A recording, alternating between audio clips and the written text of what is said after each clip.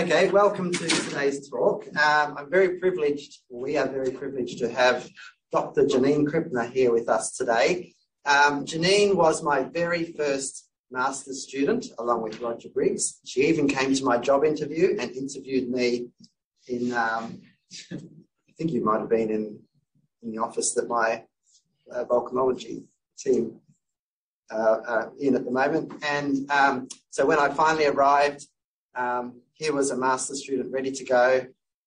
Within a month, we were being dragged along to some Lahars at Ruapehu, and then a couple of months later, I was being dragged up to the top of Mount Narahoe on my legs.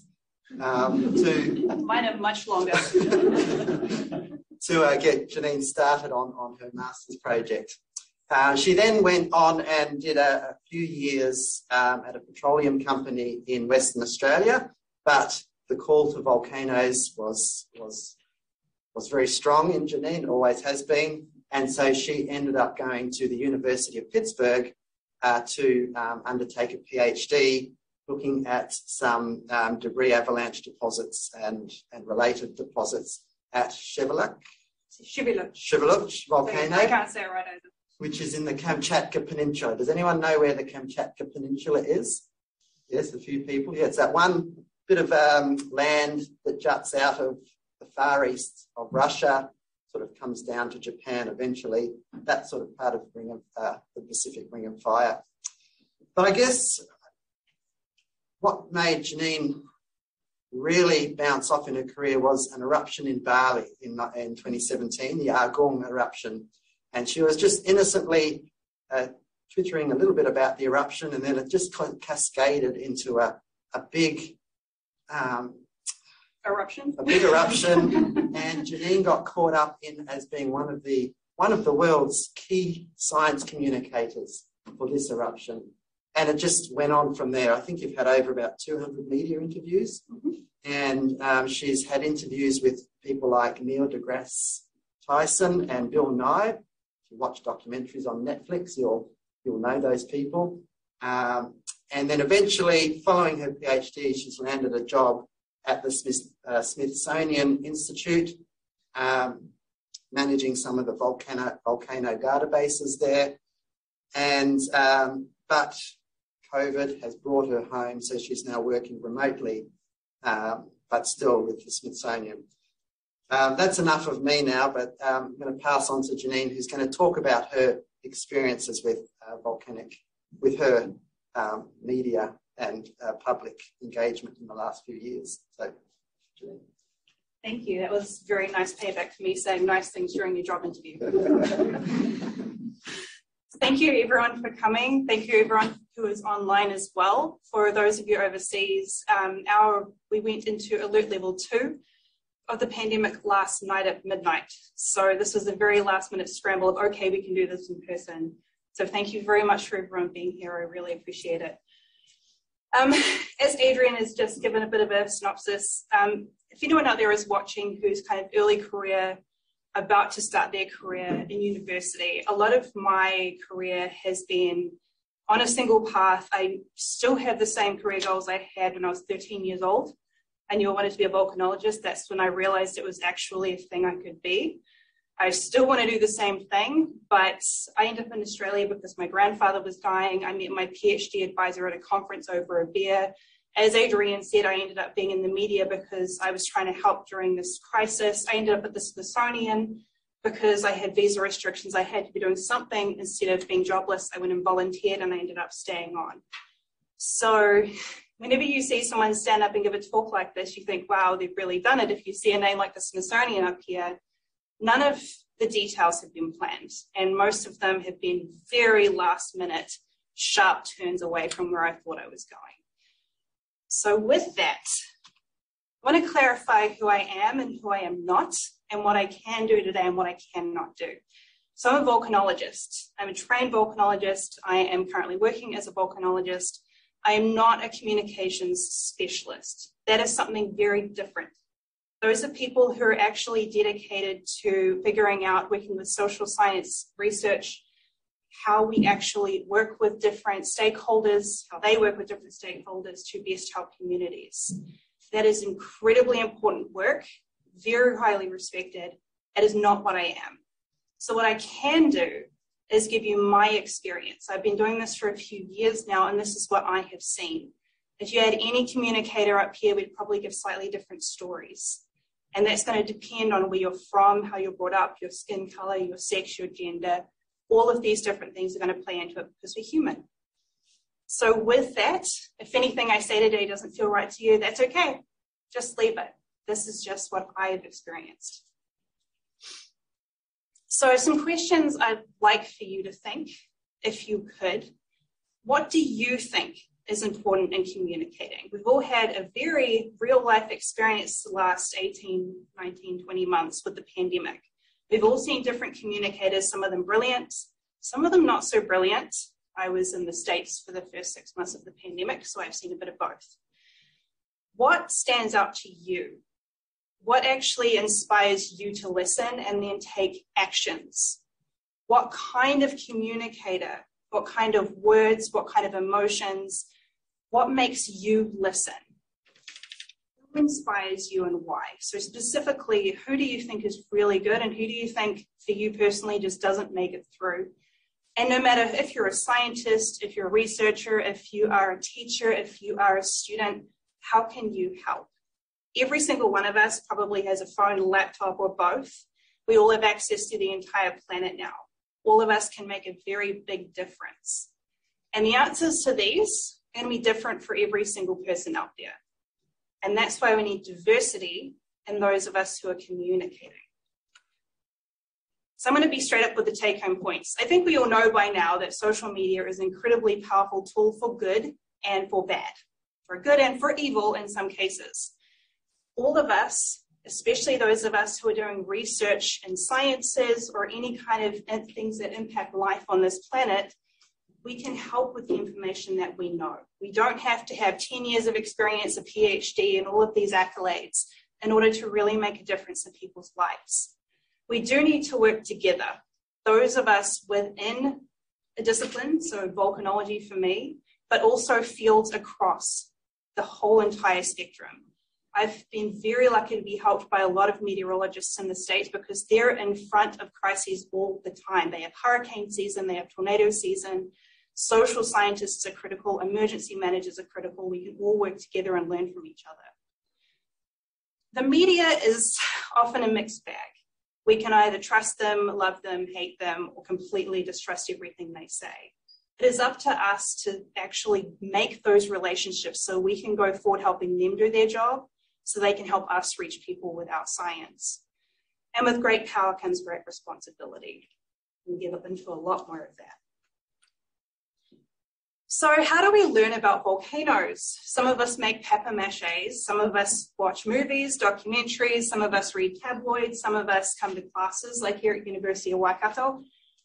Here's one example of something that might form an image in someone's mind about what a volcano is, what a volcano does, and how people respond to it.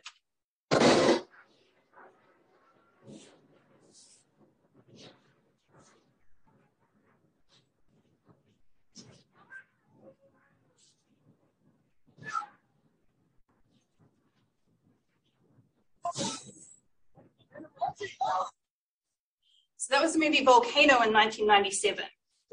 For everyone out there who's seen the Twitter debates, Ballistic is way better, and most people agree. So this was in LA. How many of you know that there are no volcanoes in LA? None. Not the right kind of tectonic setting at all. One thing this movie did do very right was that is an emergency management room there. So they actually had the emergency managers on the ground, which is critical. But the volcano stuff is pretty, but, you know. So I want a little bit of participation. How many volcanoes do you think are erupting today? And by volcano erupting, I mean a volcano that is in an eruption phase. Throw out some guesses, please. Don't be shy. 50. 50? 4. 4? 2,000. 2,000? I like that positivity. 48. This is the number as of the 15th of October. So 48 volcanoes in an eruption phase around the world today. So there are approximately 20 of these that will actively be putting out some kind of eruption product on any given day. So there are those two numbers that often come around, usually between 40 and 50, that can be lower or more, usually around 20 that's actually giving an eruption product on a single day. And there are over 1,300 that could potentially erupt around the world too. And with that, we think volcanoes that have erupted in the last 12,000 years. It's a relatively young system. The Earth works on a clearly very different scale than we do. So going over to Bali, Agung volcano in 2017. This is that beautiful volcano that popped up in the news. And you can see here it's up in the northeast corner of Bali. And further south is a lot of the tourism areas. Right next to it is a caldera volcano, Batur, which I think most of us thought would be the one erupting next, since that has also had a lot of recent activity. So this is an island with a population that is very reliant on tourism. And that is a key. This is not a remote volcano. There are people living on the flanks of the volcano, villages living on the flanks of the volcano, and people in there who need tourism for their livelihoods. So in September 2017, this shows the number of earthquakes per day, and they are broken down a little bit into the different types. That's in Indonesian, but the point is the number of earthquakes per day through time. So you can see here the background is pretty much 0 to 1 earthquakes per day. You can see here within 4 or 5 days, this skyrocketed over to 800 and then eventually to over 1,000 earthquakes per day. This was a very bad sign. So there were mass evacuations. There were thousands of people evacuated from the volcano, and this hit the news in a very big way because of the tourism industry. So it looked like this volcano was going to erupt pretty quickly. Volcanoes are all different. They all have their own personalities. Like us, they also have their own mood swings, and some of them are a bit of a pain. So this one did not erupt straight away. But the media did. So I was in Pittsburgh. I just finished my PhD. I was dedicated to finding a job, or I'd be kicked out of the country if I didn't come up with one very soon. But I had a friend from Tiamutu, in fact, who was in Bali, and he sent me a message asking me what the heck was going on. The media was going to say the entire country was going to be destroyed, basically. And this is what was being said. And so I started looking at the official reports from CVGHM and Magma Indonesia, the official agencies, and what I saw in the media. And there was a huge disconnect between that. And of course, the media was what the people were paying attention to. So there were not only the locals who were looking at the media, there were the expats who live in Bali, so people, foreign nationals living in Bali who were looking at international media, and there were the tourists that were going to be going there, cancelling their flights. So now this is an international situation where everyone in the world is interested. It's this volcano that's apparently going to destroy the island. There are mass evacuations. It's a big problem. So all I did was I started posting the official information in English on Twitter. Seemed pretty inconsequential at the time. Another reason why this was a big deal was this volcano has a history of rather explosive and dangerous eruptions. In the 1960s, it produced lava flows and then pyroclastic flows in Lahars, and I'll go into what those are in a minute, produced around 1,100 fatalities, an ash plume up to 15 kilometers, that's fairly significant. And to date, it had not a lot of instrumentation, which is dangerous. We can forecast eruptions when we have a lot of instrumentation. We know the volcano really well. That gives us more data. The ones that we don't have data on, or not much data on, are a little harder. It can still be done, but a little harder. So this happened in a time where the locals remember. A lot of people lost family members. So this was a very important memory for those who lived around the volcano. So these are the things that we should be worried about at this specific volcano. Who can tell me what volcano this is and when? Come on, Kiwis. Ruapehu, thank you. 95, 96, yes. So this is a little different. This is going through a crater lake. So we have a very wet ash plume here, but this is volcanic ash.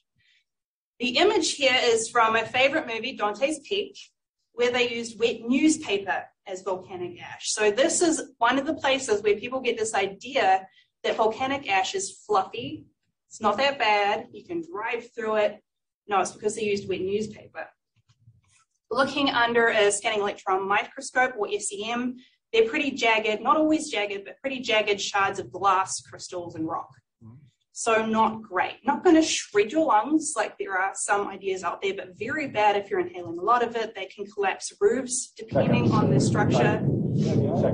And they can also cause a lot of problem if people are asthmatic or have pre-existing conditions.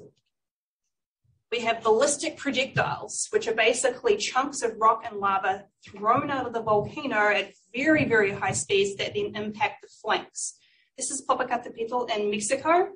So it's a little slow. This is a nighttime video. Next to it, we have just actually a pretty small bomb from Japan. You can see the kind of crater these things can leave. These can reach several kilometers away. You can see here how far down the flanks these ballistic bombs are actually landing. These are very, very dangerous, even if they're small, very high speeds, very hot. They can also light fires, but the main issue is if you have anyone on the flank of that volcano, this is a huge concern. There's the sound wave coming a few minutes later. Pyroclastic flows. So this is my specialty. These are very, very hot, very fast. If you look very closely down the bottom, there's actually dead trees for scale. Moving clouds of hot volcanic ash, gas, rock, trees, anything that they pick up in their path. You do not outrun these. If they're large, you might get lucky, but very dangerous. If these happen, you need to not be there in the first place. So here's an example of some impacts of pyroclastic flows. We have Montserrat. Next to it, we have Mount St. Helens. Down here, we have the deposits of Mount St. Helens eruptions, so they can get extremely thick. You can see there's a person there for scale, and they completely destroy structures. So looking at that forest, 600 kilometers squared was destroyed. These were not tiny trees. These were very large trees. So you can see the raw power that these things have. They're incredibly dangerous and an absolute nightmare. So to get people out of there in time is critical. Then we have Lahars. So I just have a screenshot of the video for scale. So there's a geologist there. And you can see that there's a lot of very big boulders. These can range up to the consistency of wet concrete. They can entrain a huge amount of sediment, rocks, trees, anything they pick up can be very rapid, can occur without warning, especially because these do not need an eruption to be produced. Very fast, they can travel very far from the volcano. So with all of these actual issues at Agung, this is what the tabloids were saying. Complete death and destruction, island going to be destroyed, flights should be cancelled, volcano is spewing smoke, which everyone who knows me is now my trigger sentence. So it was a really big mess. So Google set up an SOS alert for Agung saying this is where you go for information. But directly below it, we see the Daily Express tabloid completely ballsing it up. So giving out false information, making things up, complete clickbait.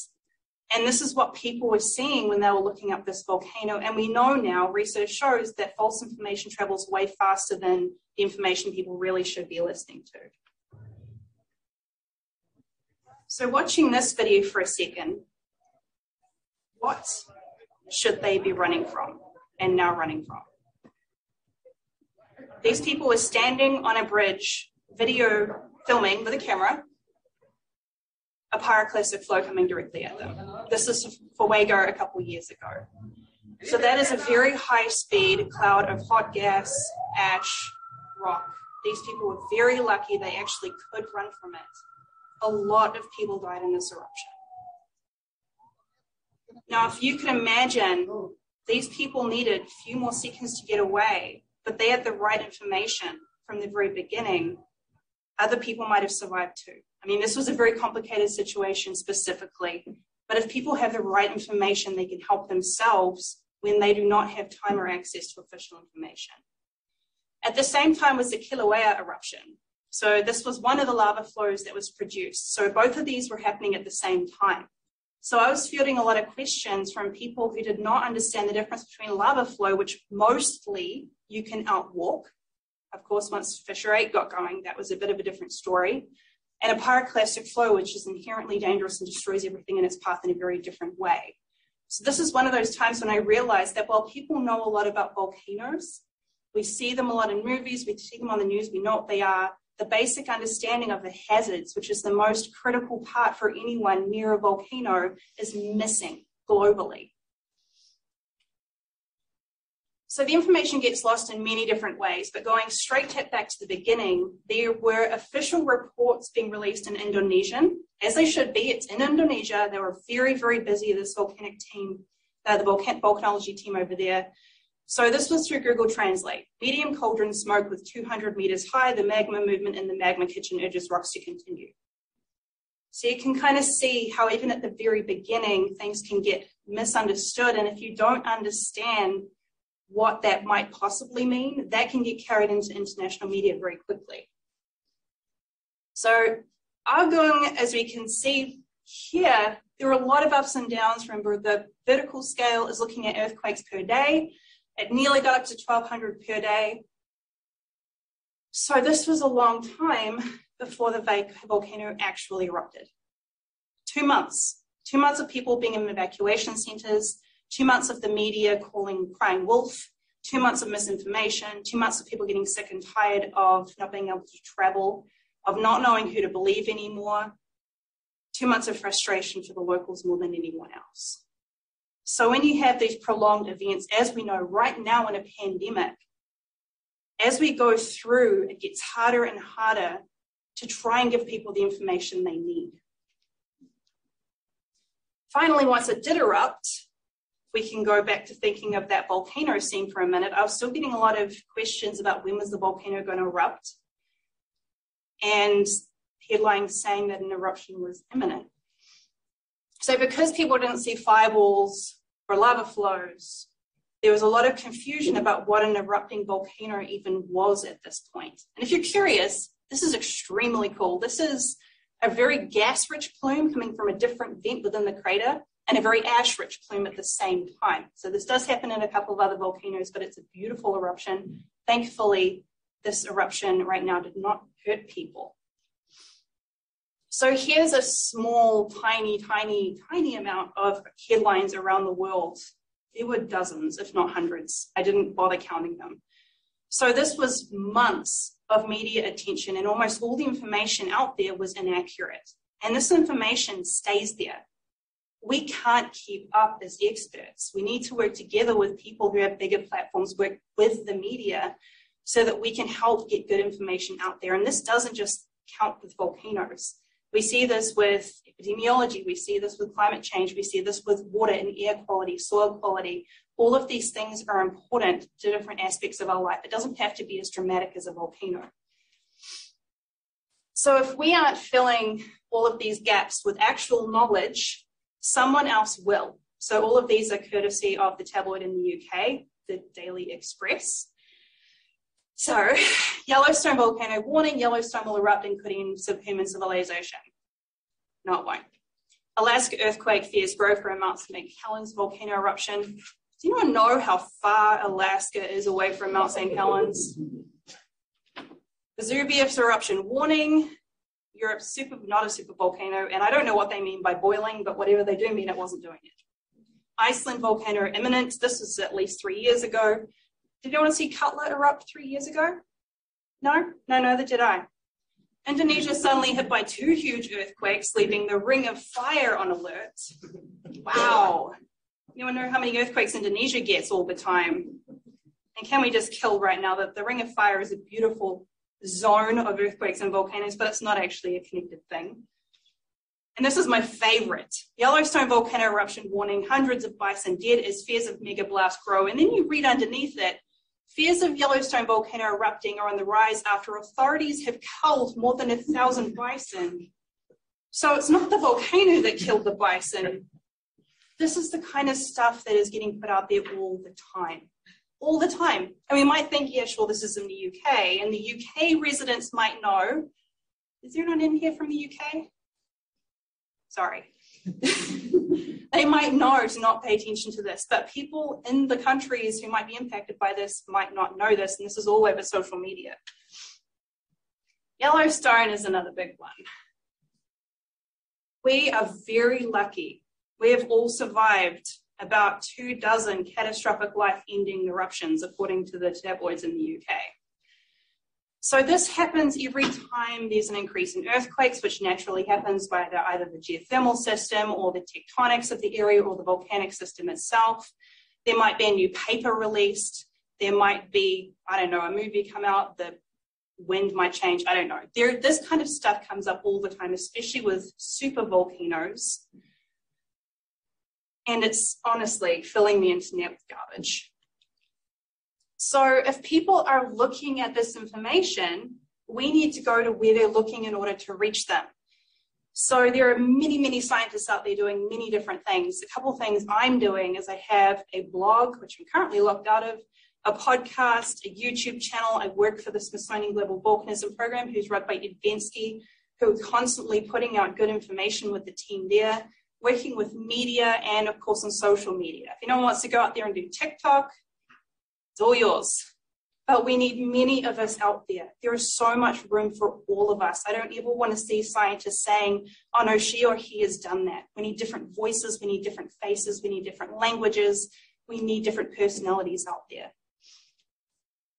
So there's a lot of news frequently about, oh, volcano scientists can now predict volcanoes because of X, Y, Z. We don't predict volcanoes. A prediction would be saying, Matahoe is going to erupt at 4 p.m. on Tuesday and it's going to be a VEI2. What we do is we understand every specific volcano, what that volcano might do, understand how to monitor it. We forecast eruptions. So the likelihood is that this event is going to happen. Closer to event, we get more information as the volcano is giving us more signals. This takes a team of scientists who specialize in very different areas. So geochemistry, gas, seismology, deformation. It takes a huge team, or sometimes apparently just a YouTube channel. And then we have to engage. There is no point in doing all of this if we sit in a lab and quietly go between ourselves going, someone should do something. It's up to us to get out there and do something. With this specifically, all of the official information comes from the Volcano Observatory and Civil Defense, whatever that is in each different country, but all of us can be helping people understand our areas of research. So it does go wrong when we can't warn people. There are volcanic eruptions that have little to no warning, and there are volcanic eruptions that do surprise us. So this is the town of Armero and in Nevada del Ruiz in 1985. 23,000 people died from a Lahar. Very small, relatively small eruption, and so much death, and all they had to do was evacuate the town. This was very early days. A lot of work has been done by since then, but this is a huge motivator of why we have to get out there, work with communities, get on social media, get where people are actually paying attention to, and put out good information and earn that trust. Earn it. We shouldn't demand it. We don't automatically deserve people's trust because we have a title. We have to keep earning it so that we can help people. It is our responsibility. So we have there are many different outcomes, but these are two of them. Death from Vesuvius and Pompeii, very famous, or closure. Both of these are impacting lives. Clearly one of them is more severe, but if we have people losing their livelihoods, as we can see with COVID, that's also a very bad outcome and people are truly suffering through it. So I want people to put their hands up. We have time along the bottom and intensity of monitoring parameters going up the top. So that would be seismicity, deformation, increased gases, so an increase of signals that a volcano is going to erupt. So what we see here with this orange line is it's going like this. Put your hand up, please, if you would call an evacuation. Oh, a lot of faces going, oh, I don't know, because it's hard. These are three real examples. One, it does go to an eruption. Another one, like Agung, we have that elevated activity for a long time. And the other is that it goes back to sleep. So who would call an evacuation at this point? Again, we have different possibilities, an eruption or not. This is why it's so incredibly critical to support the actual experts who are working on the volcano, or the relevant people in our fields, if you're not a volcanologist, of course, and get that good information out. And if you are the people who are trying to call that, you're going to need support. We all need to support them, because if those are the people who are making decisions, as we can see, no matter what you do at a certain point, people are going to hate you for it. So we have to support each other. And you do not, I'm not just talking to scientists there, we all have to. It takes so much of us to actually have this to work. So if you're an expert, we need to listen above all else. Again, this is all my experience. You might disagree with me, but we need to listen. What do people need to know? What are people worried about? What are people not understanding? We have to keep learning and keep trying to do better. I have experience, and I still cringe when people call me an expert, because there's so much we still don't know. And having spoken from just having severe burnout and not being able to work for months trying to recover from it, you have to take care of yourself and each other. Because if you can't do anything, you can't help anyone. So, huge responsibility once you make a Twitter account and put volcanologist, soil scientist, climate scientist, epidemiologist, earth seismologist in your bio. There are all of these different audiences that then might start turning to you when there's something in the news that's confusing or scary. And we're all only an expert in one thing. So I'm an expert in volcanoes, but just in this room alone, there are experts in other things where I'm not. So while all of us might be an expert in something, when people talk about the public, we are all the public too. So we are in this. We're looking at visitors, at tourists, at media, at local communities, at people being evacuated, people who are just interested, and of course other scientists too. So there's a lot that goes into this once you have an audience. There's a lot of things that we can do. We can, of course, supporting the word from the official observatory or the experts in the local area, depending on your field. We can ask the general questions. So what is a pyroclastic flow? We can monitor media activity and go, okay, this is being said, but this is actually what this means. Doing interviews and working with people behind the scenes while you're doing the interviews to make sure that you're getting the information right. Through Agung, I had a pretty big team of people helping me. None of this work has been me by myself. That would be dangerous and irresponsible. Sharing preparedness information with official links, sharing the updates from the official agencies, addressing rumors, and explaining the relevant processes. So every volcano question basically starts with it depends. So this is a really simple question. What will the volcano do? In order to answer this as a communicator, the amount of background knowledge you have to have is enormous. And this goes for almost any question about volcanoes. Does anyone know what volcano this is? I had the credit there as HVO, but I took it off because that would be a bit of a spoiler. This is Kilauea, and this isn't showing the pyroclastic flows that happened much further ago. So you can see we have everything ranging from lava flows, different types of lava flows. We have a lava lake, we have a lava fountain, we have Strombolian activity, we have fissures opening up, and we have caldera collapse, which as we know now isn't all the end of the world. If caldera collapses, sometimes it's very slowly too, plus a giant ash plume.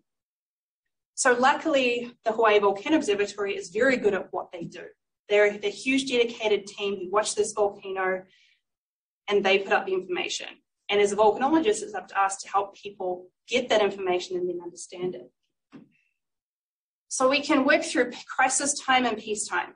So when it is peacetime, we can be explaining what these things are. We can be earning this trust. We can be building communities. And crisis time, we can be dedicated to a specific situation, helping people understand what is going on. The things that I see that we need to do better, we're getting better at directing people to the officials. I say that over and over again like a broken record, but no one knows the specific volcano like they do, including links. Yes, you might get a lot of likes and retweets if you post a pretty picture, but that's really not helping anyone. We need to be more compassionate and considerate. This is really important. If there's an amazing volcano picture and you're getting all excited about it and someone who's just had their house destroyed sees it, that is not being considerate. Amplifying the official messaging. Everything you say as an expert is a mini press release and can be used in the media without your permission. knowing your audience and what your goals actually are is what you'll get told at any basic training for science communication, and again, working as a team. So I've spoken to a lot of scientists, people who have contacted me saying that they have been asked to do an interview, and there's always hesitation. First of all, there's imposter syndrome, which most, if not all of us have, thinking we're not good enough, we're not an expert enough. There is, of course, just the public speaking fear. But the number one fear of scientists is other scientists. Getting bullied by other scientists for what you've said or what they think you're saying. My mother is nodding. She knows what I mean. But most journalists are doing a really good job, so we can really lay that one to rest. Yes, sometimes we do get misquoted, and sometimes we get taken way out of context. In over 200 media interviews, this has happened to me about 3 times. So this one here, the Daily Express is saying a Yellowstone volcano eruption would be devastating for the globe, volcanologist Janine Krippner warned as she laid bare whatever. I refuse to speak to this tabloid. They're making it sound like I spoke to them, and they removed the context of me talking about a very large eruption and taking out the context of most eruptions are lava flows or hydrothermal. So it does happen, but we have to be kind enough, friendly enough, and helpful enough to media so that we can get more good information out there. Some of the things we can do is working with science writers and journalists so we can get pre-released. This is coming up. We might want to know, get out good information about this. So if there's a paper coming up, for example, especially in a high-risk volcano like Yellowstone, and then preparing things on social media. So this was done when there was an embargo on a paper that came out in Capri. So that's Italy's Yellowstone. And there was 2 days for the media to work on it, for them to get their interviews from volcanologists, and then everything went out together, and there wasn't really a chance for the tabloids and those with not so well-meaning intentions to get ahead of us. The messages I get from people during these events are absolutely heartbreaking and gut-wrenching. So you can see here a mum of 5 who can't sleep, someone who was having severe mental health problems from anxiety, someone who does dialysis every night wondering if he needed to evacuate. These were all because of mega tsunami rumors from La Palma and the Canary Islands, and all of these people are across the ocean in the United States, causing real harm to people who are truly terrified in a world where we already have a pandemic to live with. So if you're not an expert, what can you do? Always find the experts is the obviously first one. Be careful what you read. Be very critical of what you read, and be more critical and careful about what you share. So in New Zealand, finding those experts, Genius and Civil Defence are the experts. And then there are university groups like Deborah up in Auckland. We have other groups at universities too who are experts in different areas. Those are our experts. So then, once you get to this kind of stuff, Tenerife tsunami warning issued after catastrophic volcanic eruption a month ago. Obviously, this was not a thing. This did not happen. And then USGS is giving out information actually explaining why this is not a risk the way people are saying it is. So once you've done this background work, you can start to see where to get information and where not to. So I'm going to finish up with a story about Tilly Smith. In 2004, she was 10 years old in Thailand for Christmas with her family. 2 weeks prior to that, her teacher had given a lesson on tsunamis. Tilly was at the beach and realized that the ocean was acting a bit strange.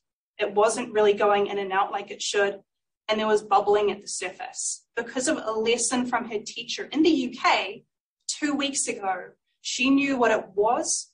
And because she was 10 years old, she wasn't embarrassed enough to start telling people a tsunami was coming. She kicked up enough fuss. Her family listened to her. They informed the people working at the beach. That was one of the few beaches where everyone wasn't killed by the tsunami, or at least there were no fatalities. This 10-year-old with a little bit of knowledge saved a beach load of people because she had the simple knowledge. She wasn't an expert. She didn't have a PhD. And she wasn't embarrassed enough to stand up and say something. So every single one of us has that power, no matter who you are, no matter what you do.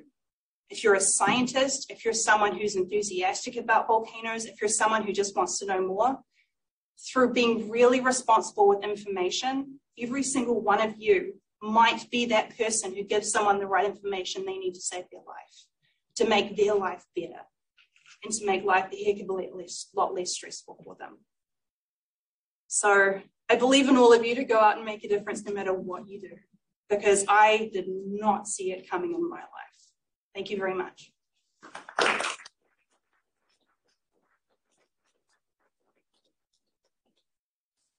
Really good talk, Janine.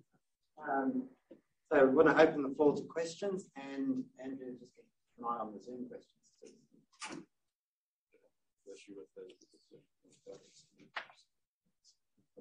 There's a bit of a technical issue with the Zoom link. Okay. Well, I think we've got enough in the room anyway to get the questions. Who's going to be first off the rank? Louis. Yeah, thanks, Janine. Awesome talk. Really, really interesting and compelling. So it sounded like that for you, it started like with a single Twitter or something like that. But then you started talking about having a team of people that you could rely on. How did you build that team? How did that come about? So the question for anyone online was, this Agung situation came up very rapidly, but then I spoke about building a team. How did I do that?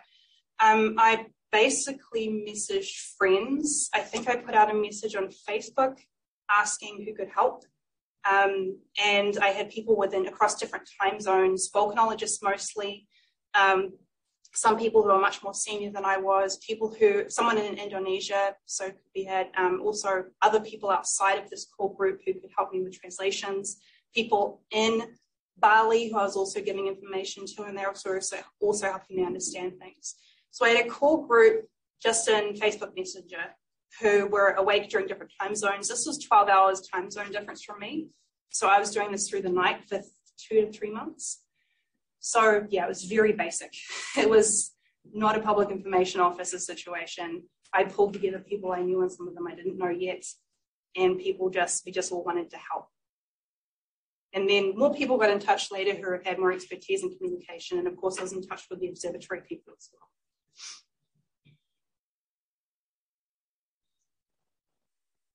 Checked. So I have a question. Yeah. So I don't know if you really have an answer to this, but those 3 anecdotes you show, of those people who were being afraid of a volcano thousands of miles away, it wasn't going to blow up. Were you able to help them? Because what I have found, I should contextualize this by saying that I work with civil defense in the Volcano region as a planner. And I can tell you that the information cycle that we work with is essentially 24 hours. And, every time you put on an update, it's basically on a daily basis. And there's no way we can provide up-to-date information like people can read false information on social media. And so what happens often is that when people are freaking out and they see that the official channel is releasing information at most once a day, because that's the process, they go to the most recent information they have. And so essentially every day is a reset, because every day you're resetting their false perception of the situation. So what do you think of that? Yes. Oh my goodness. I see that all the time. So the question is talking about how, as an emergency manager, information basically gets reset every day because the officials can't keep up. None of us can. There are a couple thousand volcanologists, and then there are tabloids and people with YouTube videos putting out information every single day, and a lot of it not true. We can't keep up. We just can't. So with the people I showed, the 3 examples out of many, 2 of them I did help and 1 of them I didn't. 2 of them, I could explain what was going on. I sent them the USGS link about the tsunami because I'm not a tsunami expert, and explained that there is a lot of misinformation. And 1 of them, there was nothing I could do to keep up with the anxiety that was being caused by YouTube. So you can't always help. It is a hard job. And thank you for doing yours.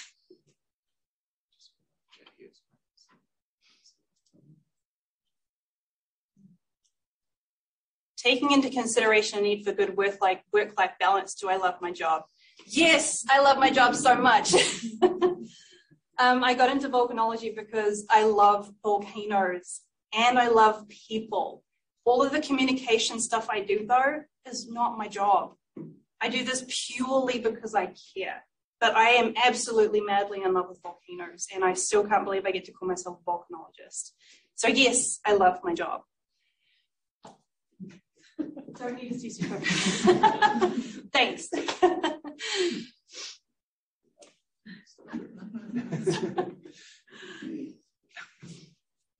Yes. Do you think it's a specific type of specialization in science communication where to focus on natural hazards rather than kind of addressing kind of other science? So I guess my question is, how specific should you get as a science communicator? Yeah, so the question is, how specific should you get as a communicator? We need all different types. So whatever is firing you up, whatever you feel comfortable doing, basically, where do you see a gap? Where is there a gap that you can help fill? So for some of us, that is talking broadly about volcanoes and how they impact people. For some of us, that's talking about a specific process. So someone specializing in pyroclastic flows or remote sensing or a specific tool. And others, it's really about the people as well. So we need all of it, because there is never, ever one person who's going to reach everyone. There are going to be people who are out there who hate you because of what your nose looks like. That's the age of social media and being on camera. So we need everyone talking about what is passionate for you, what you're passionate about, and hopefully we can reach more people that way. There is really no one way to communicate. Some people really like the communicators who are angry and fired up and dropping F-bombs all over the place. Some people like sarcastic humor. Some people like those who are more gentle. It really depends on who you're trying to reach. You cannot possibly reach everyone.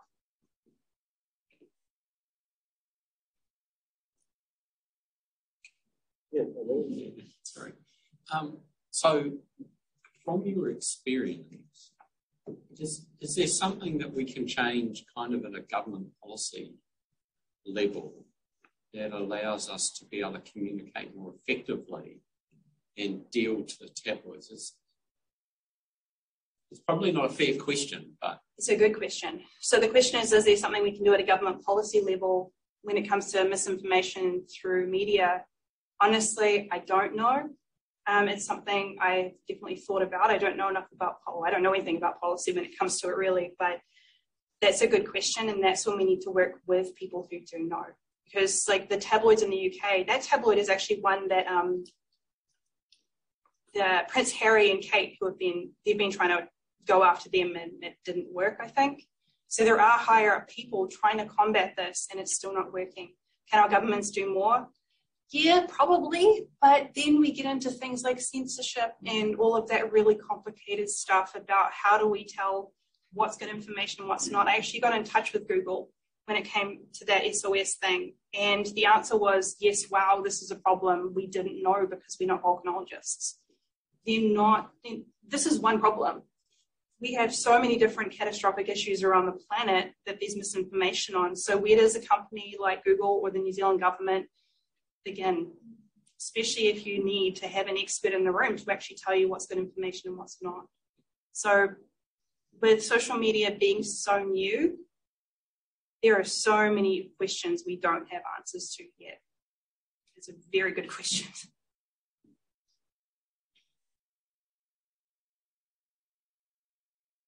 I hope it all made you feel a little positive at least. There was a bit of death and destruction in there. There's a lot of good we can do, guys, and volcanoes are very nice when they're not being destructed. Do we have any other questions? Well, Jane, I think I'm very pleased we had you today, because I think we've all learned, and it's kind of put our jobs in perspective. So I'm hoping to, I haven't asked Margaret yet, but I'm hoping to get her to hang around as an honorary position, because we are writing a paper together. So maybe if we get that, if I'm successful, we can see Janine around a bit more. I hope so. You'll look like very nice people. I'd love to see you. Yeah. Okay, so thank you, Janine. You're a great talk. Thanks very much, guys.